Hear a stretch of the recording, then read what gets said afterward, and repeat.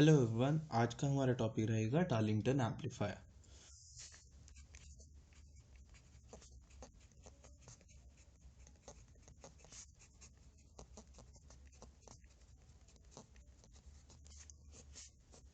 Darlington amplifier basically एक ऐसा amplifier है जो हम यूज़ करते हैं for high current gain.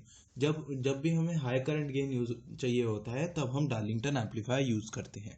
Darlington amplifier इसलिए यूज़ करते हैं क्योंकि इसमें हम दो ट्रांजिस्टर यूज़ करते हैं और पहले वाले का जो एमिटर से निकलेगा करंट, उसको हम बेस सेकंड वाले के बेस में लगाते हैं। सेकंड वाले के बेस में लगाते हैं। इन दोनों का पेयर से जो बनता है, उस पेयर जो बनता है, स्पेसिफिक पेयर जो बनता है, उसको हम डार्लिंगटन पेयर बोलते हैं।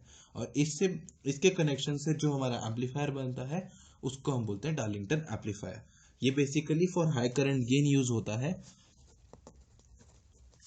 For high current gain use होता है। ठीक है, for high current gain use होता है और इसको हम सुपर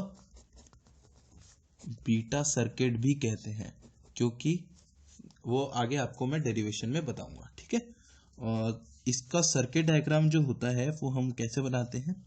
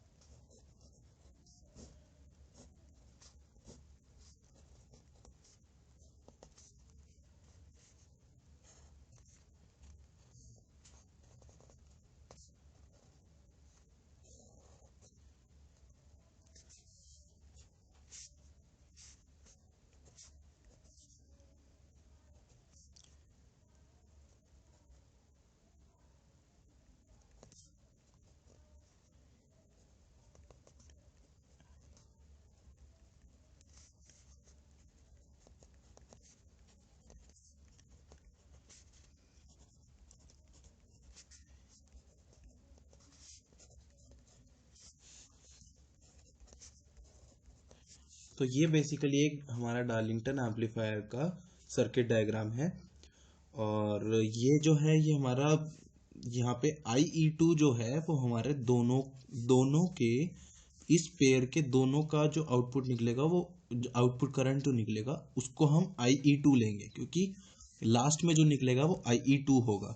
और जो IB1 होगा, मतलब जो पहले वाले का बेस करंट है, वो हमारा इनपुट माना जाएगा, क्योंकि उससे हम पहला करंट दिए जा रहा है। ठीक है, तो करंट गेन हम कैसे कैलकुलेट करते हैं ये सबको आपको पता ही होगा। Emitter current upon base current. ठीक है, एमिटर करंट हम इस पूरे पेयर, करंट गेन हम इस पूरे पेयर का निकाल रहे हैं, तो हम एमिटर करंट इसका लेंगे IE2 और बेस करंट किसका लेंगे, फर्स्ट वाले का IB1।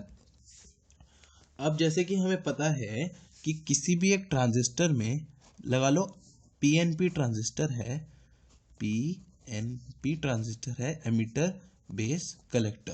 तो जब भी हमें पता है कि इलेक्ट्रॉन और होल कॉम्बिनेशन होता है, तो 95 से ज़्यादा इलेक्ट्रॉन्स बेस से पास कर जाते हैं और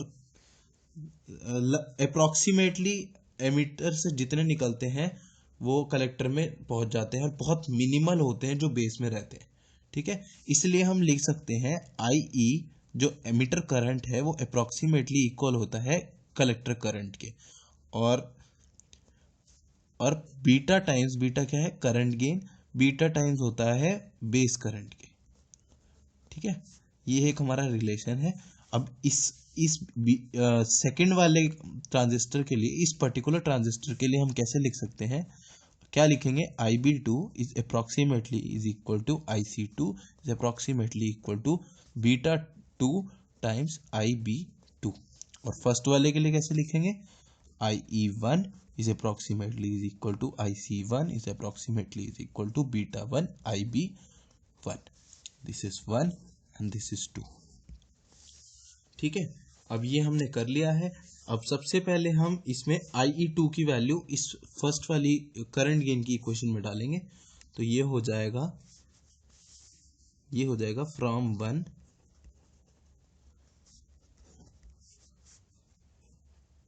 current gain is equal to beta times IB2 is equal to IB1 by IB1। अब जैसे कि हम इस फिगर में देख रहे हैं, एक एक ही कनेक्शन में दो अलग अलग करंट्स नहीं हो सकते हैं।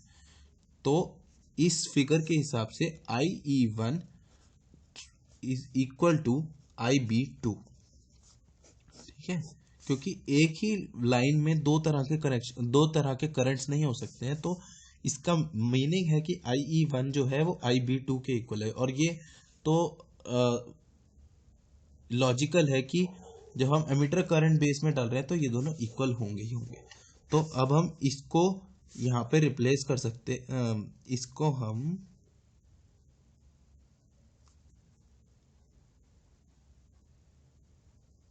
IB2 को हम इधर रिप्लेस कर सकते हैं बीटा 2 IE1 अपॉन IB1, और फ्रॉम 2